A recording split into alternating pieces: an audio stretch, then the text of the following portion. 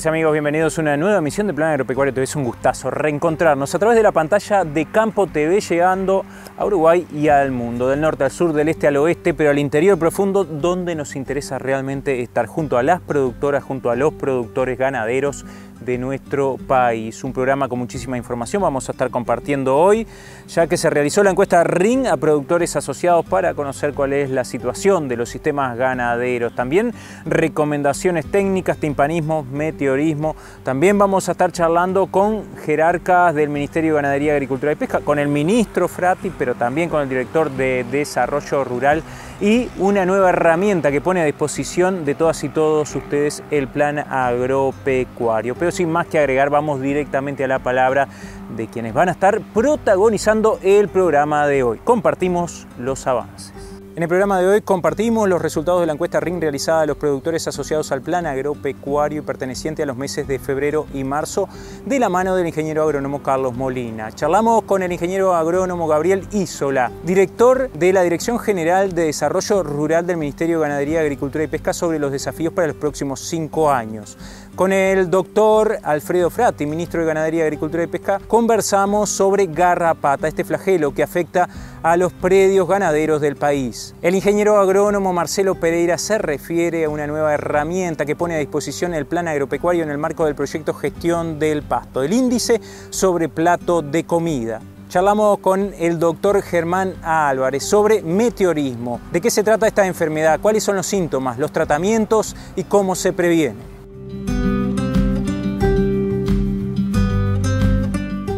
Como todos los meses, compartimos los resultados de la encuesta RIN realizada a productores asociados al Plan Agropecuario, de la mano del ingeniero agrónomo Carlos Molina, director general del Plan Agropecuario. En esta primera parte se refiere al estado de las pasturas naturales, de los mejoramientos también de las pasturas cultivadas, como pueden ser verdeos y praderas. Los productores están pensando en fertilizar.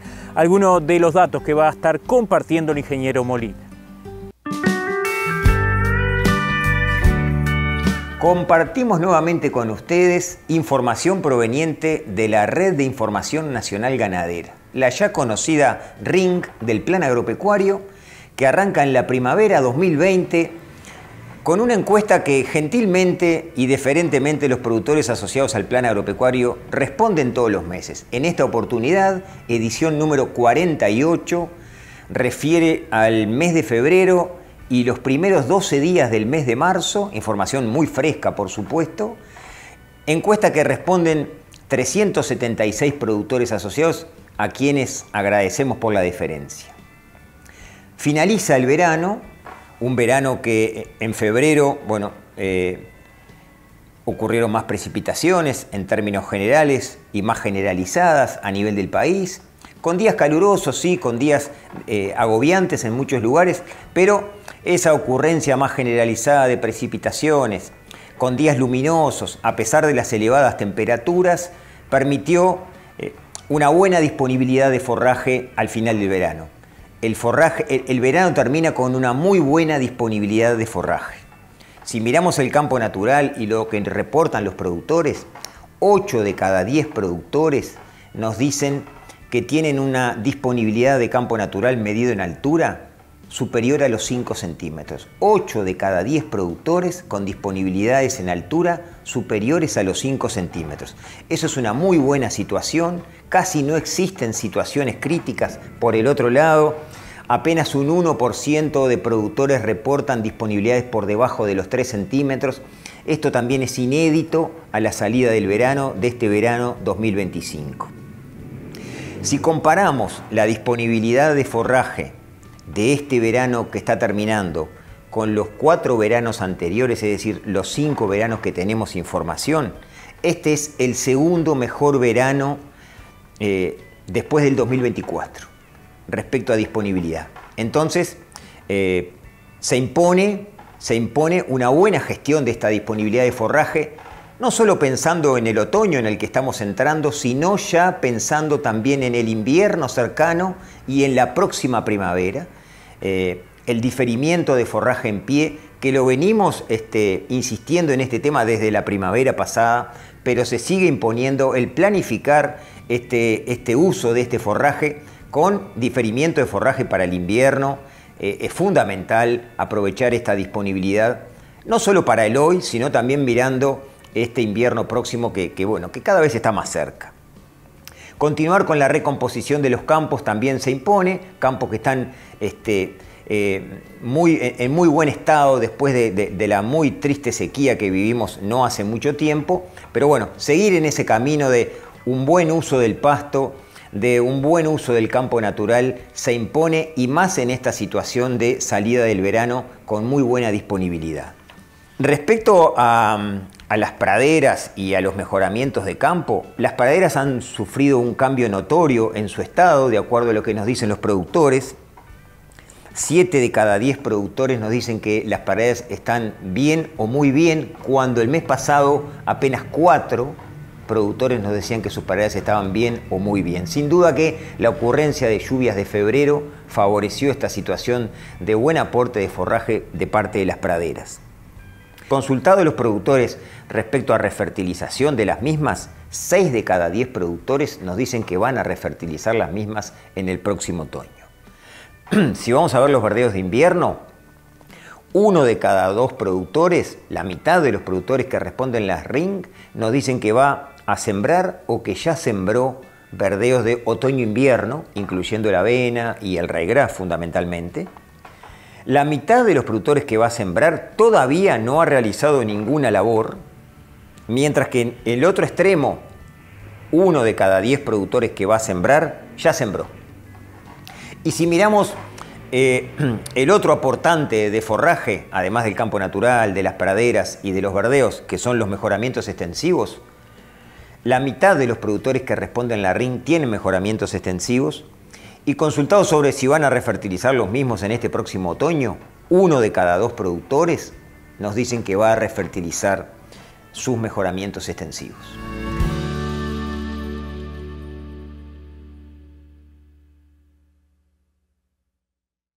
Si es de origen animal o de origen vegetal, no dejes pasar, el problema hay que evitar. ¿Qué no se puede pasar? Carne bovina, ni suina ni ovina, ponerse las pilas, no dejes que pasen. Aves ni peces, chacinados, no dejes que pasen. La fruta, las flores, las plantas, los hongos, las hojas, maderas, semilleres, raíces y polen tampoco. ¿Y qué más? No pases animales exóticos o domésticos habituales, tampoco un insecto, una abeja o un ácaro. Si es de origen animal o de origen vegetal, no dejes pasar, el problema hay que evitar. ¿Qué no se puede pasar? Agroquímicos no pueden pasar, productos veterinarios no pueden pasar, los lácteos no pueden pasar, ni queso, ni helado, ni leche o manteca, yogures no pueden pasar. ¿Y qué más? Tampoco los cueros, las pieles y hasta las pezuñas no pueden pasar. Los huesos o plumas no pueden pasar. Los huevos no pueden pasar. Si es de origen animal o de origen vegetal, no dejes pasar, el problema hay que evitar. Los productos de origen vegetal o animal no permitidos pueden poner en riesgo nuestra bioseguridad si pasan por la frontera. Evitemos que pase. Ministerio de Ganadería, Agricultura y Pesca. Informate más en nuestras redes sociales. El ingeniero Molina se refiere a los resultados de la encuesta RING de febrero y marzo, en este caso teniendo en cuenta los estados de los ganados, del rodeo de cría.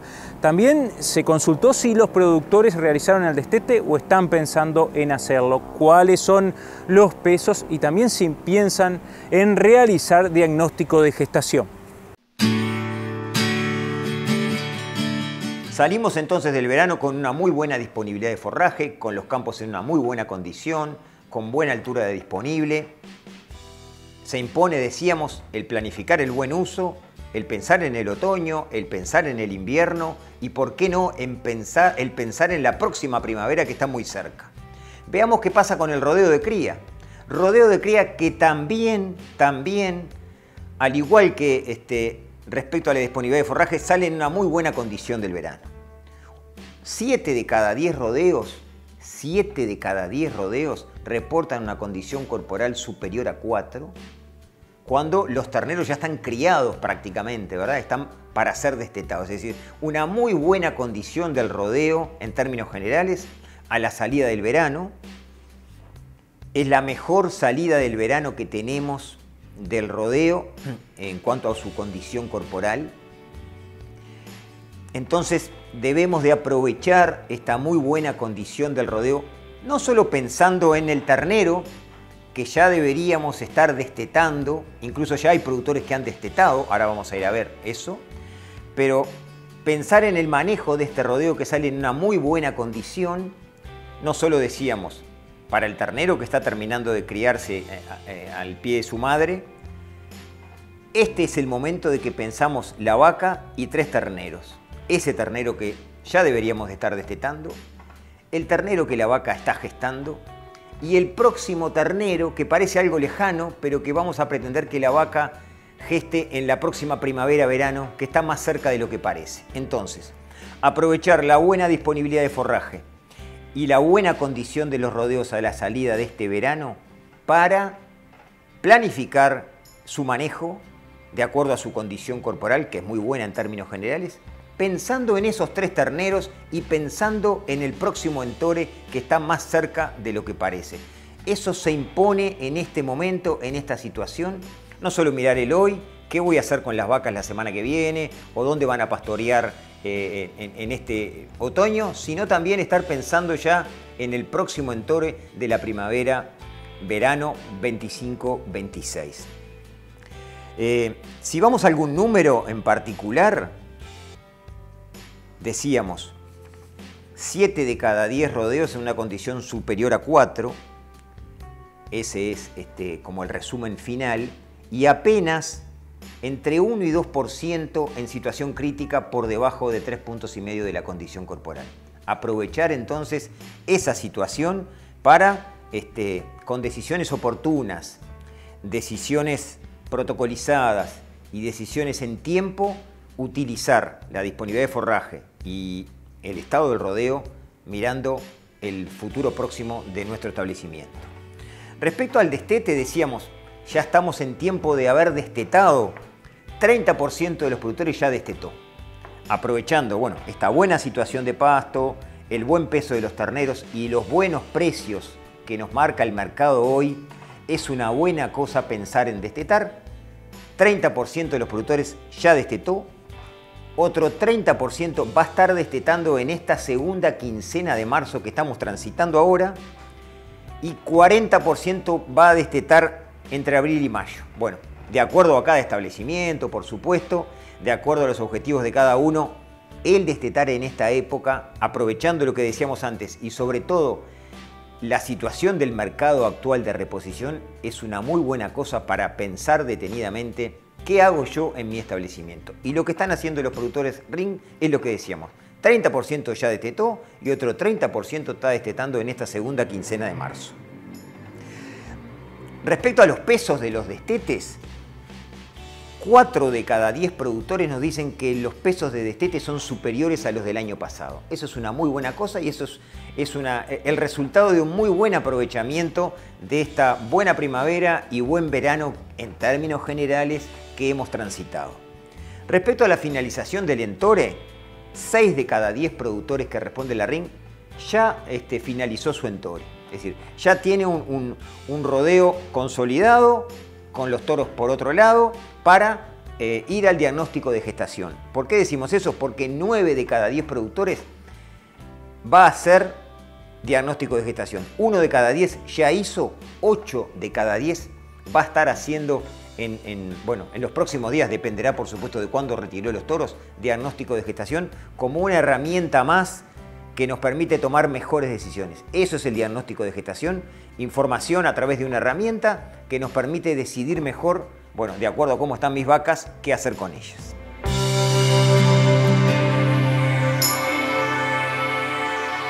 Hay algo muy particular en Uruguay. Más de la mitad de su superficie está cubierta por pastizales, llamados localmente campo natural. Esta superficie equivale a la de Portugal o a 3 veces la de Bélgica. El campo natural es nuestro único bioma, climáticamente definido, y podemos identificarlo fácilmente por sus pastos con diferentes alturas, hierbas, flores silvestres y algunos pequeños arbustos y árboles aislados. Nuestro campo natural forma parte de los pastizales del Río de la Plata, una de las zonas con más diversidad de pastos nativos del mundo. Además, más de la mitad de las aves, reptiles, anfibios y mamíferos nativos de Uruguay viven en el campo natural. Y si además pudiéramos ver bajo la superficie, cientos de arácnidos, insectos, lombrices y microorganismos llenan de vida a estos suelos. El campo natural es un gran tesoro, exclusivo de pocos países en el mundo y nos ofrece muchos beneficios. Mantiene la calidad del suelo y del agua, conserva la biodiversidad, mitiga el cambio climático a través de la retención de carbono en sus suelos, abastece de alimento al ganado y ofrece un hermoso paisaje que transmite paz y tranquilidad. Es la base de la identidad nacional, de la vida rural y así la fuente de inspiración cultural expresada en la música, la literatura y el arte en general. Sin embargo, en los últimos años, parte de nuestro campo natural se enfrenta a diferentes desafíos ocasionados por los cambios de uso del suelo, un manejo inadecuado del ecosistema y la urbanización. Por eso, conocerlo y valorarlo nos ayudará a conservarlo para las generaciones actuales y futuras. Cada vez que transitemos una carretera o un camino, intentemos descubrir el campo natural, porque el Uruguay es algo especial y es nuestro. Conectá con nuestro campo natural.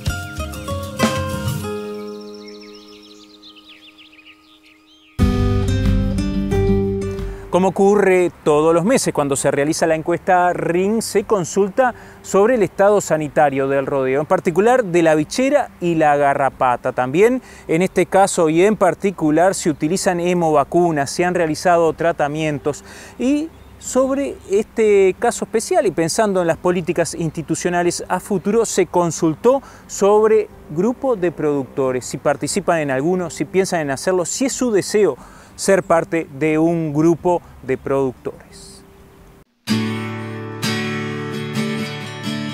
Respecto a garrapata, un tema bien ocupante, no preocupante, un tema bien complicado. Le preguntamos a los productores, bueno, ¿qué están viendo respecto a garrapata? 6 de cada 10 productores que responde la RIN tiene garrapata en sus establecimientos. 9 de cada 10, o sea, casi que todos, están realizando tratamientos para intentar controlar este ectoparásito que tanto daño nos causa. En cuanto al número de tratamientos, para profundizar un poquito más, le preguntamos a los productores, bueno, ¿cuántos tratamientos lleva realizados desde el mes de agosto, que es cuando los profesionales veterinarios indican que hay que comenzar en los tratamientos? Desde el mes de agosto 2024 hasta ahora, febrero, ¿cuántos tratamientos lleva hecho? El 70% de los productores que tienen garrapata llevan hecho hasta 6 tratamientos.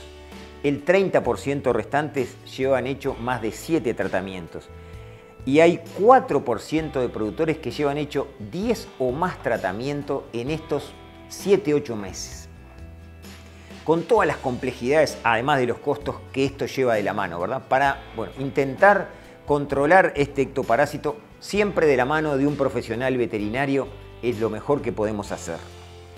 Respecto a qué tipo de tratamientos, 6 de cada 10 productores combinan entre inyectable, baño de inmersión, baño de aspersión y purón.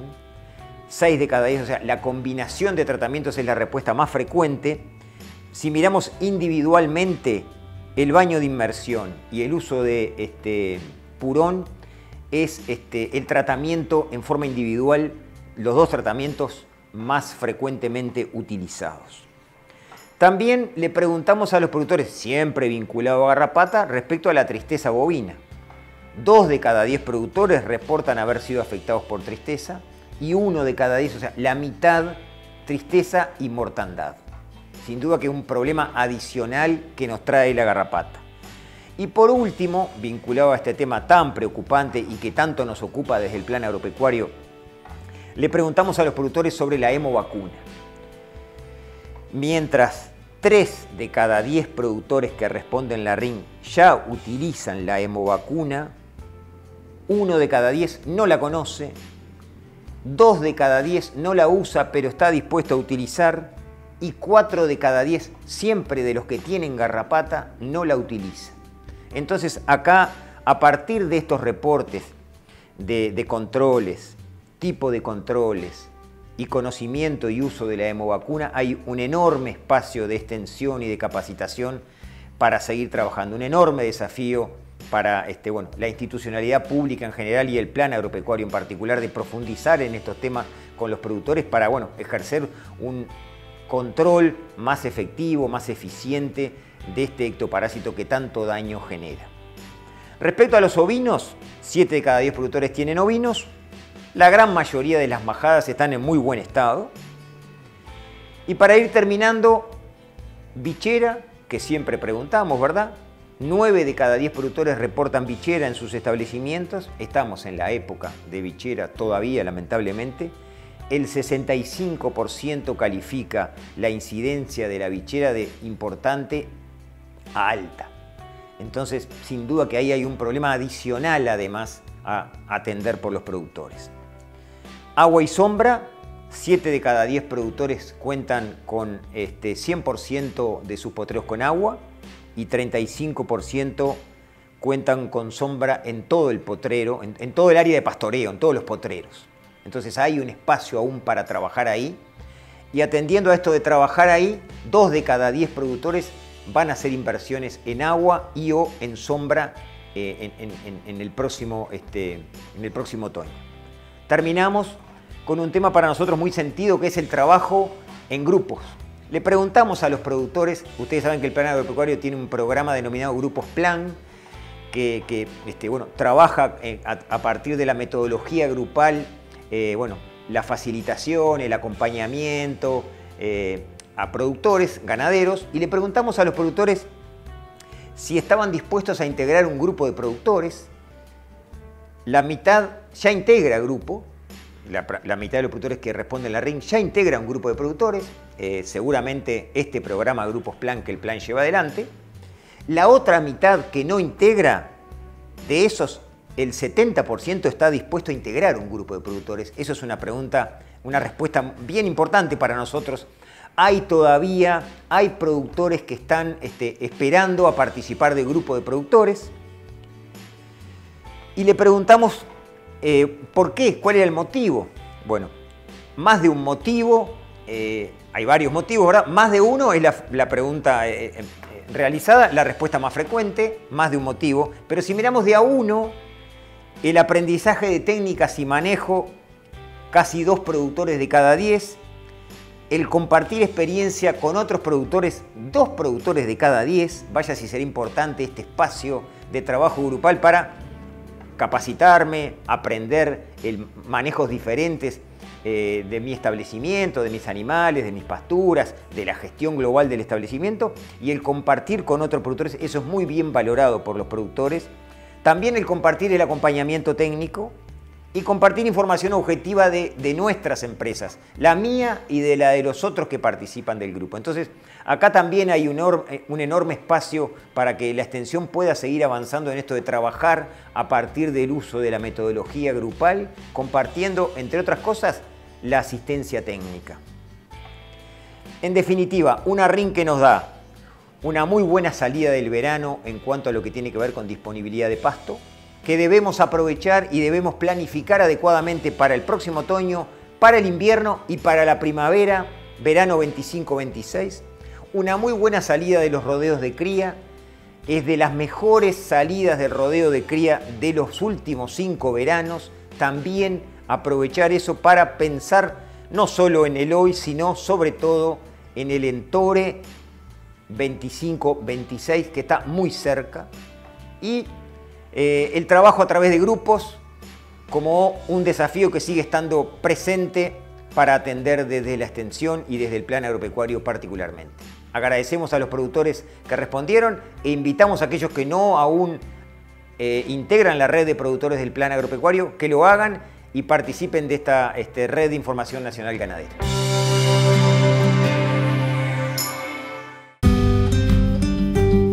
En el marco del cambio de autoridades del plan agropecuario, en la ceremonia que se llevó a cabo en la sede central de la institución, estuvimos charlando con el ingeniero agrónomo Gabriel Isola, reciente director de la Dirección General de Desarrollo Rural del Ministerio de Ganadería, Agricultura y Pesca, sobre los desafíos que tiene esta dependencia del Ministerio de Ganadería. Bueno, sí, la verdad que sí.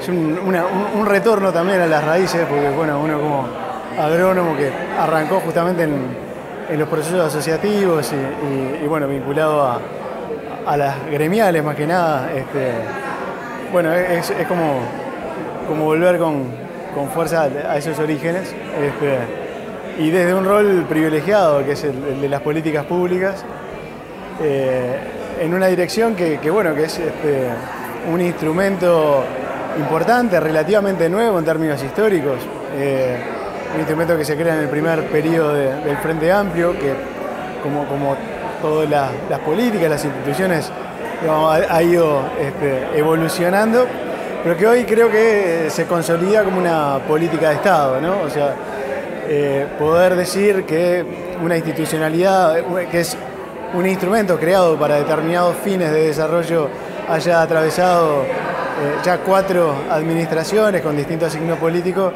quiere decir que en definitiva el país, la sociedad, asume con fuerza la necesidad de tener políticas públicas sectoriales, políticas públicas específicas para la promoción de la agricultura familiar, de la producción familiar en el país. Así que bueno, contento en ese sentido, ¿no? A ver, nosotros vivimos en una sociedad de mercado, en un mundo, digamos, altamente competitivo, en donde bueno, los jugadores, si las reglas no están claras y no promueven la equidad, hacen que efectivamente los jugadores más pequeños, con menos herramientas, sean desplazados. Entonces, el desafío desde la política pública, desde un Estado preocupado por que las familias estén en el medio rural, implica bueno, generar esas capacidades, generar esos instrumentos, esos apoyos, esas diferenciaciones, para que haya ese entramado que en definitiva es el que le da vida a nuestro país rural.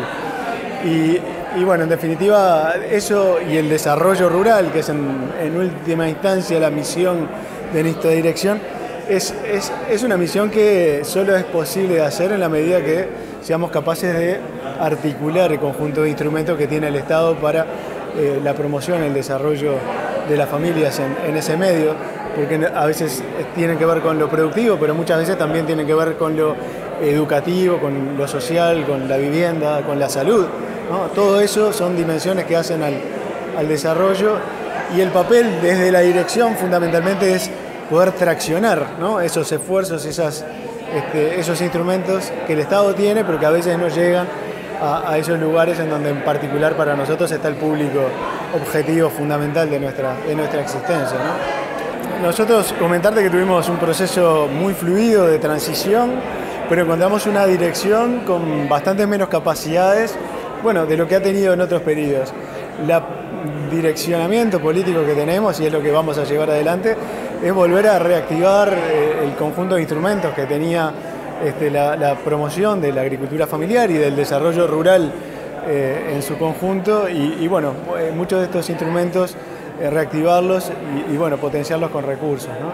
O sea que herramientas como el microcrédito rural o el fortalecimiento incluso de las organizaciones, que son aspectos que se han perdido en estos tiempos. La idea es poder recuperarlos con fuerza. Lo mismo que los espacios de participación, ¿no? Que han tenido, digamos, vidas diferentes en la medida que hubiera capacidades locales de sostenerlas, se han sostenido, pero muchas otras requerían, un poco como decía el ministro, ¿no? De ese fogoneo que a veces desde los actores del ministerio, de los institutos, se puede complementar, y bueno, creemos que hay en muchos casos en lo que eso es necesario, y es parte también de lo que vamos a estar trabajando.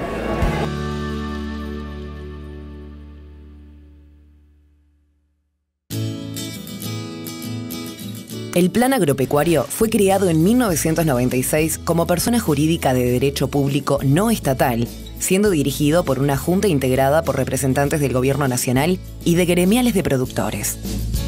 Somos referentes en extensión, capacitación no formal y generación de información.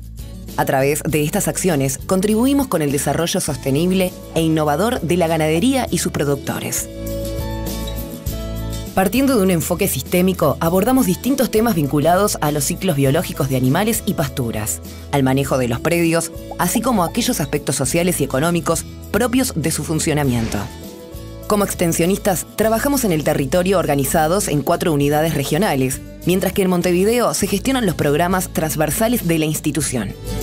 Capacitación. Nuestra propuesta de capacitación se diseña de manera flexible, contribuyendo a la formación de capital humano para el desarrollo sostenible de la producción ganadera, acompañando los cambios e innovaciones que surgen en el sector. Realizamos esta labor mediante cursos presenciales y a distancia por Internet, con el fin que el conocimiento sea accesible para la mayor cantidad de personas posible. Extensión.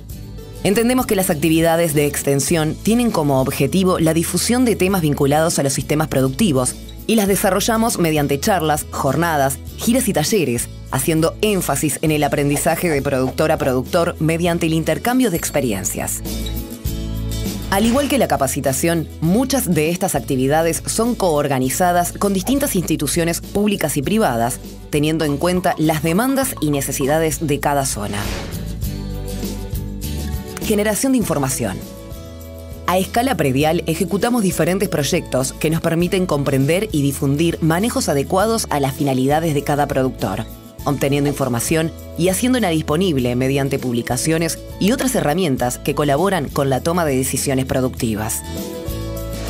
La labor que cumplimos se difunde a través de diferentes medios de comunicación tradicional, así como en el sitio web institucional, redes sociales y la revista del Plan Agropecuario que se publica desde 1973. Apostamos al desarrollo sostenible de la producción ganadera y su gente mediante la integración de conocimientos y la construcción de capacidades. Plan Agropecuario. Trabajamos para el campo y su gente.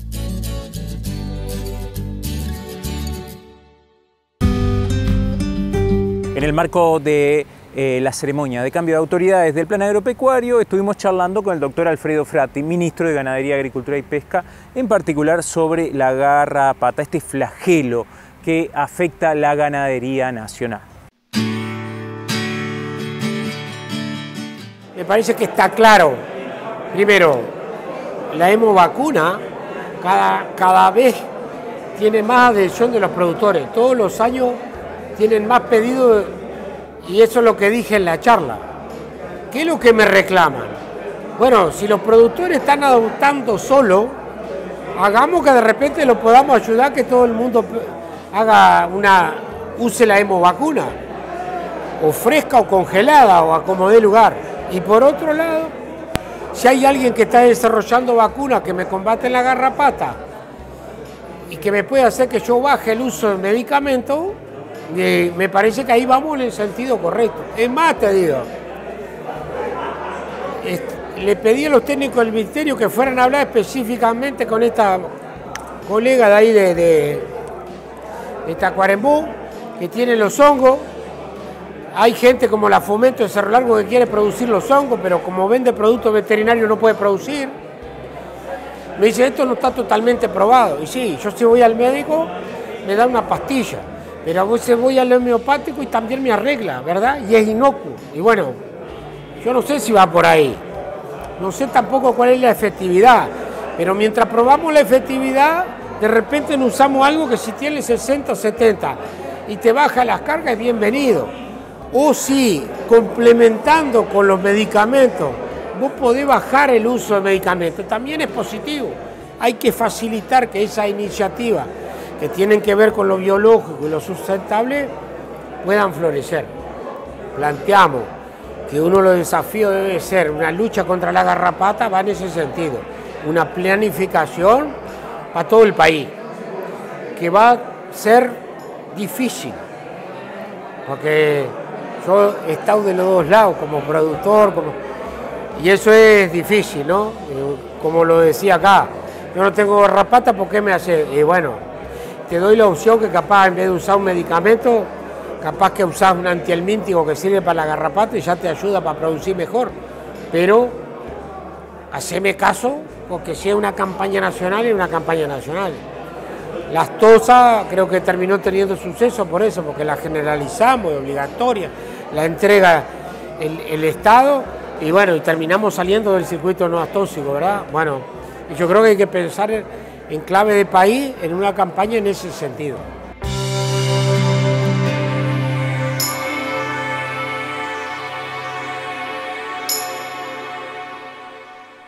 Hay algo muy particular en Uruguay. Más de la mitad de su superficie está cubierta por pastizales, llamados localmente campo natural. Esta superficie equivale a la de Portugal o a 3 veces la de Bélgica. El campo natural es nuestro único bioma, climáticamente definido, y podemos identificarlo fácilmente por sus pastos con diferentes alturas, hierbas, flores silvestres y algunos pequeños arbustos y árboles aislados. Nuestro campo natural forma parte de los pastizales del Río de la Plata, una de las zonas con más diversidad de pastos nativos del mundo. Además, más de la mitad de las aves, reptiles, anfibios y mamíferos nativos de Uruguay viven en el campo natural.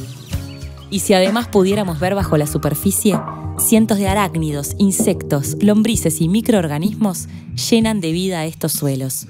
El campo natural es un gran tesoro, exclusivo de pocos países en el mundo y nos ofrece muchos beneficios.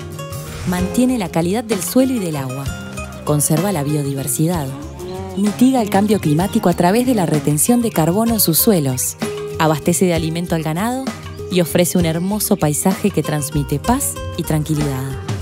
Es la base de la identidad nacional, de la vida rural y así la fuente de inspiración cultural expresada en la música, la literatura y el arte en general. Sin embargo, en los últimos años, parte de nuestro campo natural se enfrenta a diferentes desafíos ocasionados por los cambios de uso del suelo, un manejo inadecuado del ecosistema y la urbanización. Por eso, conocerlo y valorarlo nos ayudará a conservarlo para las generaciones actuales y futuras. Cada vez que transitemos una carretera o un camino, intentemos descubrir el campo natural, porque el Uruguay es algo especial y es nuestro. Conectá con nuestro campo natural.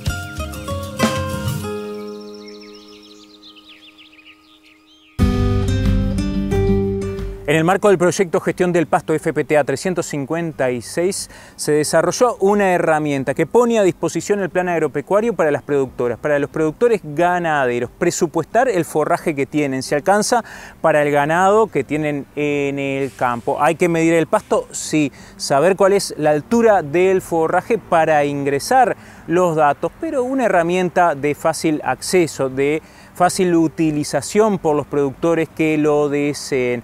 A esta aplicación web o herramienta se refiere el ingeniero agrónomo Marcelo Pereira.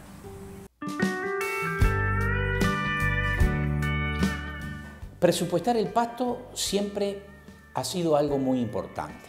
Ahora bien, no teníamos, hasta hace muy poco tiempo, alguna herramienta que tuviera 2 características. Una, que fuera robusta, que fuera seria y que arrojara resultados certeros, pero por otro lado que fuera simple, que fuera fácil de aplicarla. En un proyecto que sucedió hace varios años, el FPTA 345 de pasto a carne, se desarrolló una herramienta que se dio por llamar el índice sobre plato de comida. Esto fue realizado en forma conjunta con los productores y de ahí su gran valor. Es una herramienta que permite saber del plato de comida que precisa cada categoría qué tan lleno está ese plato. Es decir, ese plato puede estar lleno, puede estar desbordado, o puede estar a medio llenar o prácticamente vacío. Ahora, ese índice plato de comida se construye de los requerimientos que tienen los animales de existencia de pasto en pie en los potreros. Eso fue calculado por la experimentación, tanto por Facultad de Agronomía como por el INIA, pero también está el hecho de decir cómo cuantificamos la cantidad de pasto que hay en los campos. Para eso utilizamos una regla semáforo que fue también diseñada y creada por el profesor Elvio Berreta en un proyecto UFIP en conjunto con Nueva Zelanda, que nos permite a través de medidas de la altura del tapiz cuantificar cuánto pasto hay. Ahora, es necesario medir.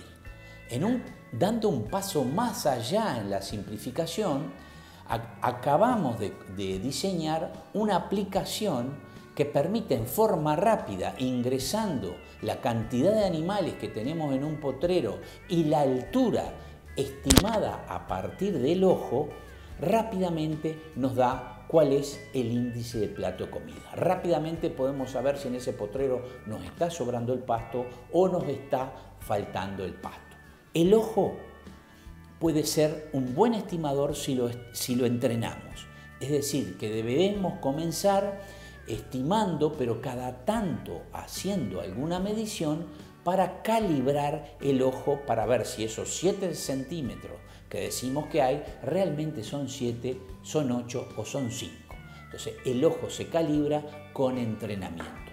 Los productores todos los días recorren esos potreros, el ojo fácilmente se puede calibrar y es una herramienta que nos va a decir cómo está nuestra situación forrajera en forma muy rápida, pero también muy importante, en forma muy simple. Así que los invitamos a concurrir a la página web del Plan Agropecuario y en las herramientas estará la aplicación del índice sobre plato de comida rápido.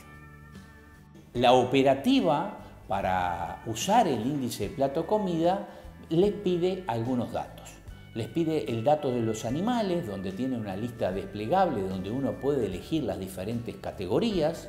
Tiene que poner el número de animales que hay en ese potrero y el peso estimado de cada animal. Por otro lado, demanda información sobre el potrero, el nombre del potrero, el tamaño en hectáreas de ese potrero. Y finalmente solicita la altura, y la altura se refiere a la altura promedio que estimamos visualmente o a partir de medidas de ese potrero.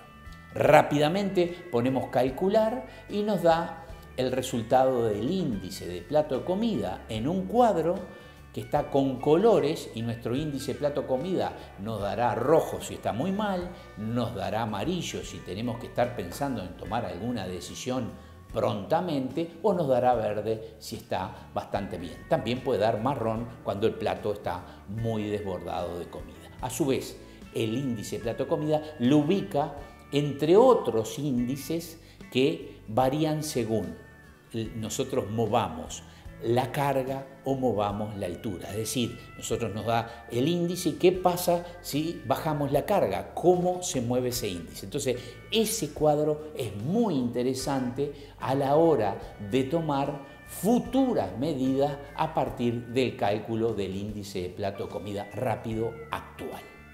Las medidas que podemos tomar a partir del índice de plato de comida son medidas que se pueden mantener en el tiempo o no. ¿Qué quiere decir eso?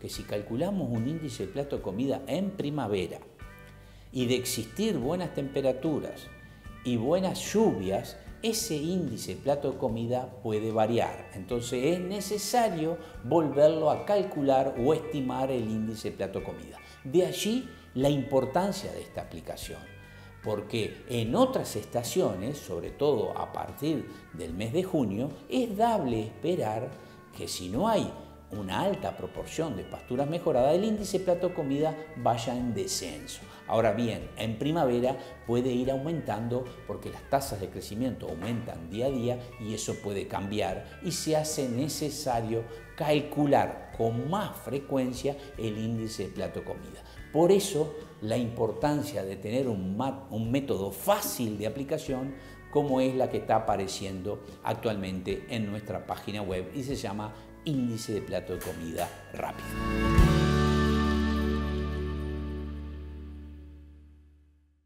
Si es de origen animal o de origen vegetal, no dejes pasar, el problema hay que evitar. ¿Qué no se puede pasar? pasar. Carne bovina, ni suina, ni ovina. Ponerse las pilas, no dejes que pasen. Aves ni peces, chacinados, no dejes que pasen.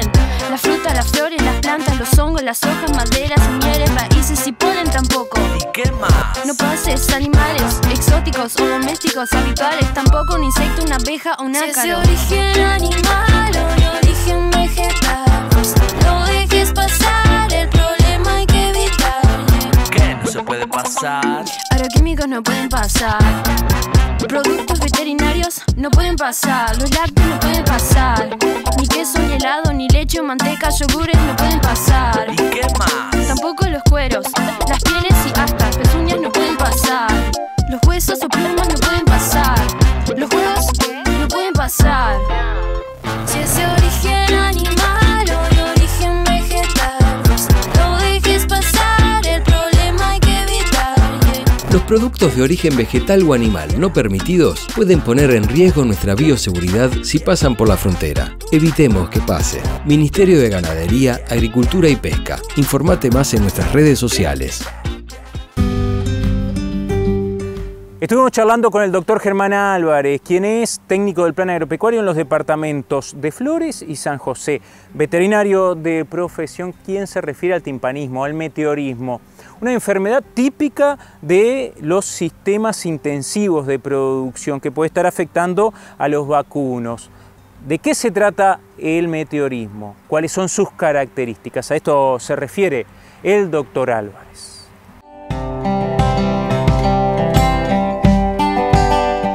Bueno, cuando nos referimos a meteorismo, meteorismo espumoso en este caso, nos estamos refiriendo a verdad una distensión anormal del rumen, lo que es el rumen, el retículo de los rumiantes, que son productos verdad de la fermentación, de lo que es la digestión de los rumiantes. Una digestión normal de la fibra por parte del rumiante esa fermentación genera gases, productos de esa fermentación que son eliminados naturalmente, generalmente eliminados durante lo que es la eructación del animal. En el caso particular del meteorismo espumoso, existen algunos forrajes, en el caso particular, en nuestras latitudes, forrajes de muy buena calidad usados en los sistemas, como puede ser la alfalfa, el trébol rojo, el trébol blanco, que un poco viene de la mano de lo que es la intensificación de los sistemas, ¿verdad? El uso de esas pasturas, que es un gran aporte desde el punto de vista nutricional. Este tipo de pastura genera en su fermentación ese gas que se forma una espuma estable, ¿verdad? Ese gas queda atrapado en burbujas y es lo que forma una espuma. Esto hace que el animal no pueda eructar ese gas que está atrapado en esa espuma y es lo que genera lo que se llama el meteorismo espumoso, ¿verdad? Ese meteorismo espumoso puede ir de niveles moderados a casos graves, ¿verdad? Con muertes en animales que están pastoreando ese tipo de praderas, sobre todo praderas puras de estas especies que te decía, como puede ser la alfalfa, trébol rojo y trébol blanco. ¿Por qué se da? En realidad,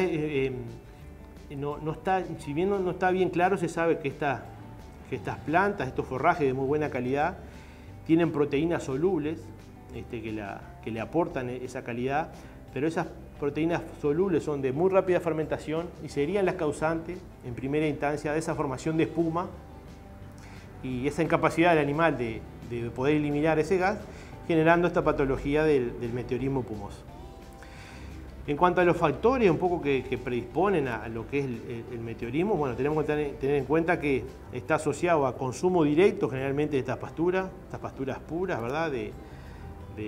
Como te decía, alfalfa, trébol rojo, trébol blanco, sobre todo en estados tiernos, ¿verdad? Plantas en estados vegetativos con buenas condiciones de crecimiento, en etapas de prefloración antes que estas praderas florezcan, ¿verdad? Entonces, generalmente las épocas más comunes que se da el meteorismo espumoso son los pastoreos que se dan sobre todo en la primavera, donde están los crecimientos exuberantes de esta pastura, y en el otoño también, como particularmente este otoño en particular, que han venido muy beneficiosos para el crecimiento de este tipo de pastura, que sabemos que genera algunos problemas con el meteorismo.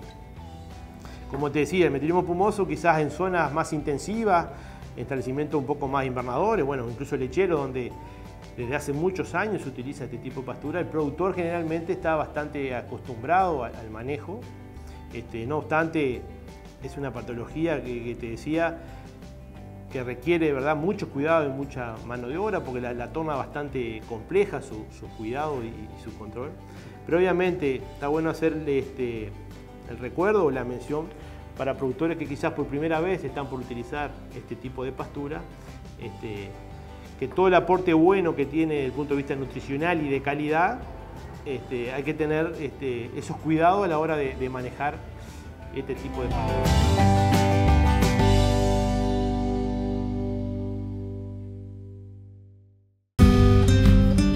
El doctor Álvarez nos contaba que era el meteorismo, pero ¿cuáles son los síntomas característicos de esta enfermedad? ¿Cuáles son los posibles tratamientos para aquellos animales que son afectados? ¿Y cómo prevenir justamente que afecte al ganado vacuno? No, un poco volviendo también a los factores que te decía predisponentes, bueno, el estado inmaduro de esas pasturas, la presencia de agua, también es favorable para que se produzca esta espuma a nivel ruminal. Por lo tanto, muchas veces también la presencia de rocío, esos pastoreos de mañana son más peligrosos muchas veces que esos pastoreos de tarde. Y también después aspectos de manejo, animales que entran a esa pastura con voracidad, animales que estuvieron encerrados, que estuvieron en ayuno, que fueron sacados de esa pastura y vuelven a ingresar con hambre. Muchas veces son de los factores quizás predisponentes para esta aparición de la enfermedad.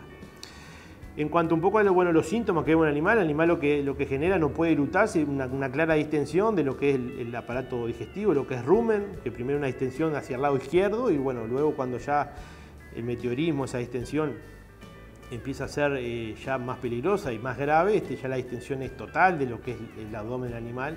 Y lo que termina pasando, en definitiva, ese animal que no puede eructar, bueno, si el caso se agrava, muchas veces termina con la muerte del animal, en definitiva, por una asfixia, ¿verdad? El animal no puede respirar por esa gran distensión a nivel abdominal que presiona lo que es el diafragma y todo lo que es el aparato respiratorio y, en definitiva, esas muertes muchas veces se dan en pocas horas de que el animal entra a ingresar, se dan de forma bastante repentina, por en definitiva una asfixia. En cuanto al tratamiento, bueno, en casos graves muchas veces no se llega a tiempo con un tratamiento, ¿verdad? Desde el punto de vista de administración de algún producto. Cuando la vida está en juego en un animal, muchas veces la única herramienta que tenemos es lo que se llama la ruminotomía, que en sí es la lesión, ¿verdad? Puncionar el aparato digestivo, lo que es el flanco izquierdo, el rumen del animal y que provoque la salida explosiva de ese material como primeros auxilios, ¿verdad? Para salvar la vida del animal cuando está comprometido, muchas veces es la única opción que tenemos, ¿verdad? En casos que todavía no están quizás tan graves, comprometida la vida animal, el uso de drogas que generalmente se usan desde el punto de vista preventivo, como son los antiespumantes, que a nivel comercial hay una gran variedad de antiespumantes, también desde el punto de vista como tratamiento se pueden utilizar en esos casos que son menos dramáticos, ¿verdad? Esos casos más leves. Desde el punto de vista de productos que tenemos, como te decía, sobre todo preventivos que se utilizan, las sustancias que se llaman antiespumantes. Tenemos productos que van por vía oral, o sea, en bolos se colocan en el animal o incluso inyectable, intrarruminal. Se pueden administrar estos específicos antiespumantes. O también antiespumantes que vienen para colocar en el agua de bebida de los animales, incluso fumigar la pastura previo al pastoreo, es otra de las herramientas bastante utilizada. También existen otros productos que son antifermentativos, o sea, no son antiespumantes, pero sí provocan una alteración de la fermentación ruminal y hace que se forme menos espuma. Ese es el caso, por ejemplo, muy conocido de la monensina, que se utiliza, o también, quizás un poco más nuevos en el tiempo, los taninos, que incluso hay a nivel comercial, la administración de taninos son beneficiosos para provocar, de entre otros beneficios que tienen estos antifermentativos, como la monensina o como los taninos, también provocan una disminución del riesgo de meteorismo por provocar una menor producción de espuma. Después alguna medida también ya preventiva, aparte de estos específicos que te decía que se utilizan de uso animal y también de uso en la pastura. También el manejo es fundamental para prevenir en cierta forma el problema de meteorismo.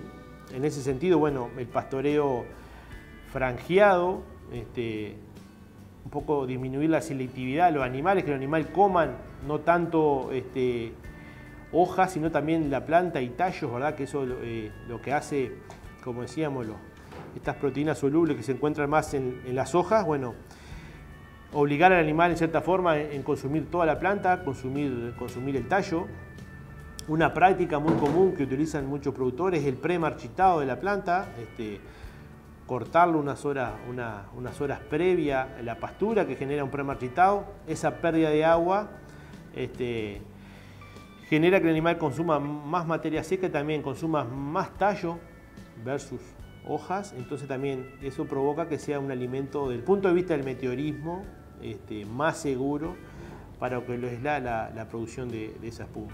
Y después, como te decía, bueno, los horarios muchas veces matutinos con presencia de rocío son más peligrosos y bueno, y por supuesto eso, cuando el animal ingresa por primera vez a la pastura o sobre todo cuando estuvo encerrado, que sacó por falta de piso, por algún trabajo, por algún encierre, sacar el animal y luego cuando ellos ingresan, en lo posible que poderlo suplementar antes con fardo o con silo, muchas veces es beneficioso, sacándole un poco esa voracidad, los animales cuando ingresan a la pastura por primera vez, que puede generar esos problemas.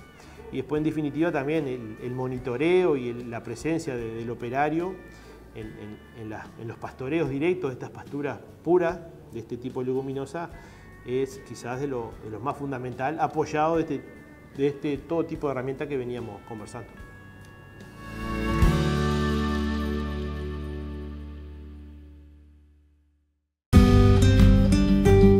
Amigas y amigos, ha sido un gustazo haber compartido otra emisión de Plan Agropecuario TV. Antes de culminar, invitarles, como siempre, a visitar la página web institucional planagropecuario.org.uy, donde van a encontrar todas las actividades de extensión, también las actividades de capacitación, presenciales y a distancia. Por ejemplo, se va a estar realizando un curso de manejo de sistemas ganaderos en Malabrigo, departamento de San José, entre el Plan Agropecuario y el Secretariado Uruguayo de la Lana. Las inscripciones están abiertas, pero quienes se quieran informar lo pueden hacer directamente con el doctor Álvarez o el doctor Blanco del Plan Agropecuario y del Secretariado Uruguayo de la Lana Azul respectivamente, pero también pueden encontrar toda la información en la página institucional, así como en el curso a distancia de introducción al pastoreo racional, que hace pocos años que se viene realizando, pero que es de éxito rotundo, por decirlo de alguna forma, ya que las inscripciones siempre se completan antes de cerrar el periodo de inscripciones. Toda la información sobre este curso, que tiene una duración de 5 semanas, que es tutoriado por la ingeniera Bove y por el ingeniero Moreira, lo pueden encontrar en planagropecuario.org.uy. La invitación queda hecha justamente para que se informen sobre estas actividades, pero también para reencontrarnos la próxima semana en este mismo lugar, a esta misma hora, otra vez con Plan Agropecuario TV, acompañándoles como siempre desde el Plan Agropecuario.